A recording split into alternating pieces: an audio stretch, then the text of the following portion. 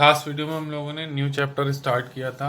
New chapter में हम लोगों ने सबसे पहले इम्पोर्टेंस पढ़ी थी कि इम्पोर्टेंस ऑफ इंडस्ट्री क्या होती है, और उससे पहले हम लोगों ने क्या क्या पॉइंट्स हम पढ़ने जा रहे थे उसके बारे में देखा था।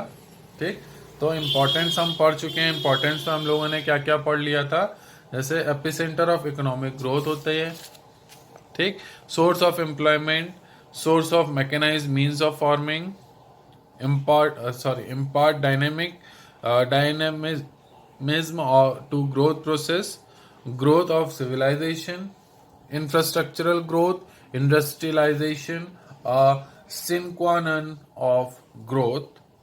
ठीक, अब हम लोग का टॉपिक है आज का हमारा factors necessitating direct participation of the state, जिसको हम लोग पब्लिक सेक्टर बोलते हैं, इन इंडस्ट्रियल डेवलपमेंट। ठीक है, अब क्या फैक्टर्स निकल के आते हैं कि जब पब्लिक सेक्टर जो होता है वो डायरेक्ट पार्टिसिपेशन करता है हमारे इंडस्ट्री में, तो चलिए उसके बारे में समझते हैं हम लोग। Along with the need to develop industry as the epicenter of growth, the planners and the politicians also realized that the process of industrialization could not be left to the market force of supply and demand।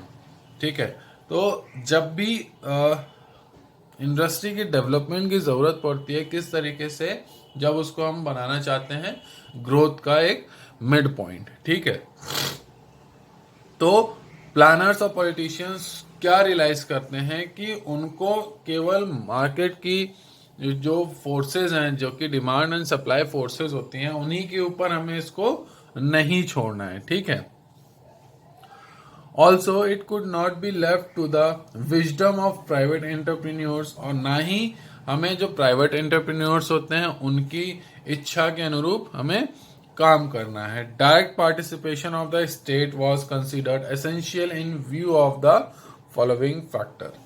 ठीक, अब सबसे पहला है हमारा lack of capital.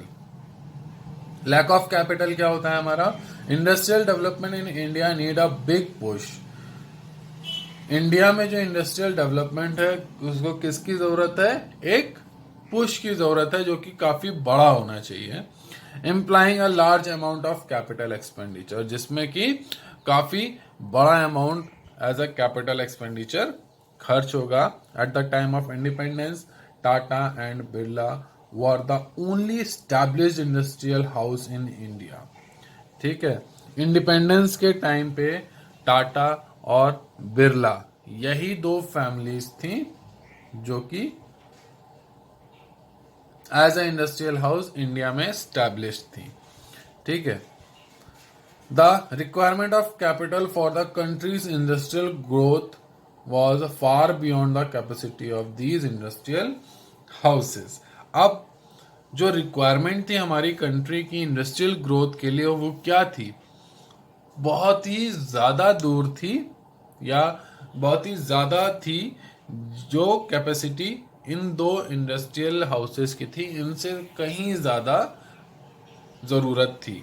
ठीक है, accordingly it become essential for the state to achieve industrial growth through public sector undertaking. Clear है,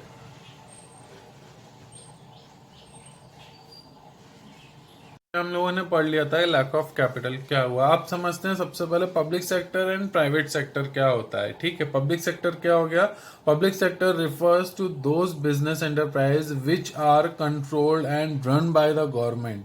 ठीक, मतलब ऐसे इंडस्ट्रियल सेक्टर या एंटरप्राइजेस जो कि पूरी तरीके से कंट्रोलिंग और उसकी रनिंग पावर किसके हाथ में होती है, गवर्नमेंट के हाथ में होती है। तो ऐसे सेक्टर्स को हम लोग बोलते हैं public sectors. These are largely driven by consideration of social welfare. ठीक है, ज्यादातर इस तरीके के एंटरप्राइजेस को किस लिए चलाया जाता है, जिससे कि जो सोशल वेलफेयर है वो किया जा सके। प्राइवेट सेक्टर क्या होते हैं, refers to those business enterprise which are control and run by the private individuals. ठीक है, तो प्राइवेट सेक्टर क्या हो गया, एकदम अपोजिट होता है हमारे पब्लिक सेक्टर का। जैसे पब्लिक सेक्टर में गवर्नमेंट रन और उसका कंट्रोल होता है गवर्नमेंट का, ऐसे ही प्राइवेट सेक्टर में क्या होता है कि किसी एक इंडिविजुअल पर्सन का उसमें कंट्रोल और रनिंग पावर उसी पर्सन के हाथ में ही होती है। तो ऐसे सेक्टर को हम लोग बोलते हैं private sector. These are largely driven by consideration of profit maximization। और ज़्यादातर इस तरीके की जो एंटरप्राइज होते हैं इसको किस लिए यूज चलाया जाता है, जिससे कि अपना प्रॉफिट मैक्सिमाइज किया जा सके। ठीक है, तो सेकंड पॉइंट है हमारा लो इंड्यूसमेंट टू इन्वेस्ट। ठीक है, the private investors lacked inducements of to invest. It was owing to limited size of the market। अब जो प्राइवेट इन्वेस्टर्स होते हैं क्या होता है, वो ज़्यादा इन्वेस्ट नहीं कर पाते क्योंकि मार्केट साइज जो होता है वो लिमिटेड होता है।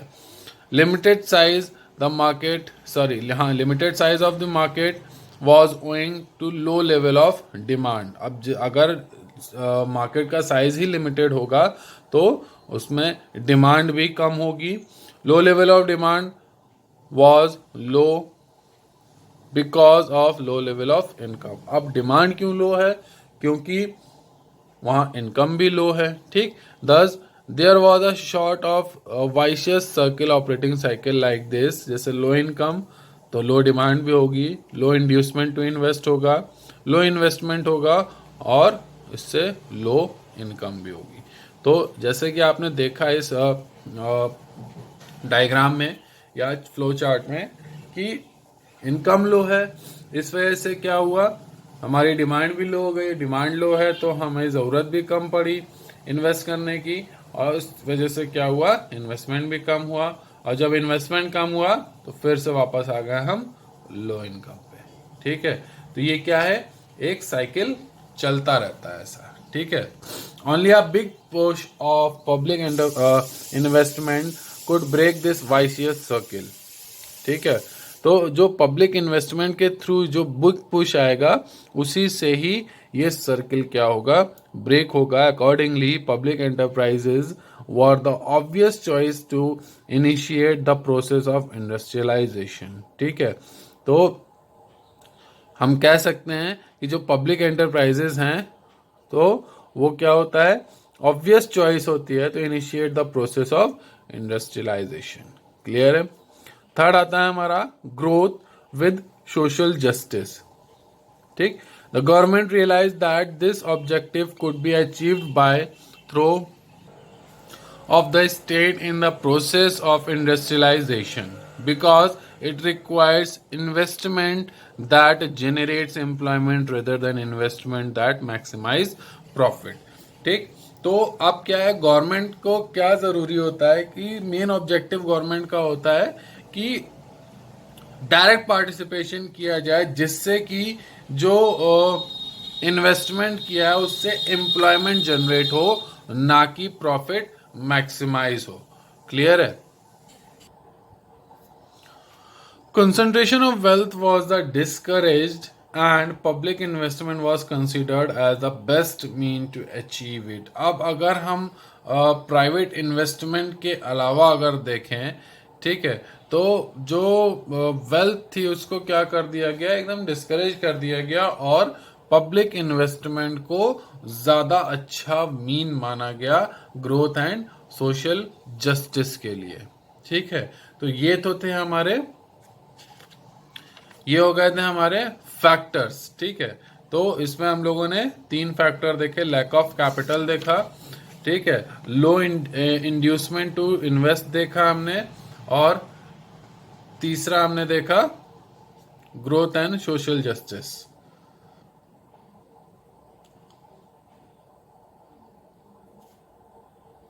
टॉपिक है हमारा, वो क्या है हमारा, आईपीआर 1956, जिसको हम लोग बोलते हैं इंडस्ट्रियल पॉलिसी रेजोल्यूशन 1956, और declaration on leading role of the state. Industrial policy resolution 1956 was a clear declaration of the government on the leading role of the government, ठीक है, in the process of industrialisation. ठीक, तो The resolution laid a roadmap of the second 5-year plan. Also, it was a milestone of achieving growth and social justice. ठीक. Following were the principal elements of IPR 1956. हम IPR 1956 के main elements क्या क्या थे? जैसे number 1 था हमारा threefold classification of industries. Threefold classification of industries क्या है? Industries were classified into three categories. Those which would be established and developed exclusively as public sector enterprise. मतलब ऐसी इंडस्ट्रीज जिनको किस लिए एस्टेब्लिश किया गया हो, जिसको develop exclusively as public sector enterprise, केवल पब्लिक सेक्टर एंटरप्राइज के लिए उनको डेवलपमेंट या स्टैब्लिशमेंट किया गया हो. Those which could be established both as private and public sector enterprise. मतलब ऐसी एंटरप्राइज जो कि पब्लिक और प्राइवेट एंटरप्राइज की तरीके ही दोनों तरीके से ही उनका एस्टेब्लिशमेंट किया गया. However the private sector was to play only a secondary role.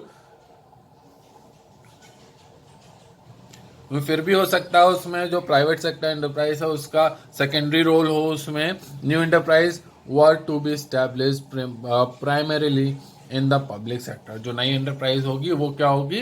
Primary में होगी, जिसमें पब्लिक सेक्टर का प्राइमरी रोल होगा. थर्ड है हमारा all industries other then in categories. ऐसी सारी इंडस्ट्रीज जो इन कैटेगरीज से अदर है, ठीक है, जो फर्स्ट एंड सेकंड में देखी हमने, were left to the private sector. वो प्राइवेट सेक्टर के लिए छूट गई है. Thus, IPR 1956 clearly implied that the state was to spearhead the process of industrialization in the economy. Clear है? सेकेंड पॉइंट है हमारा industrial licensing. Industries in the private sector could be established only through a license from the government. तो जो private sector में जो भी industries establish की जा रही हैं वो केवल किस प्रोसेस से ही? गवर्नमेंट के लाइसेंस के थ्रू ही एस्टैब्लिश होनी चाहिए. The basic idea of the licensing policy was to encourage industry in backward region of the country. तो ये जो लाइसेंसिंग का बेसिक आइडिया था, इसका क्या था कि इंडस्ट्री की को कहां पर इनकरेज ज्यादा किया जाए कि जो बैकवर्ड रीजन्स हैं कंट्री के, उस जगह पर इंडस्ट्रियलाइजेशन करने के लिए इन पॉलिसीज को प्रोसेस में लाया जाए. This was a promote regional equality. इससे क्या प्रमोट हो रही है? हमारी रीजनल इक्वालिटी प्रमोट हो रही है. A licence was needed not only for establishing a new enterprise but also for expanding production capacity of the existing ones. This was to regulate the allocation of resources to different use. The focus was to promote social welfare rather than private profit. ठीक है, तो जो main एक motive था वो क्या था? Social welfare को प्रमोट करना, ना कि प्राइवेट प्रॉफिट को. क्लियर है सबको ये?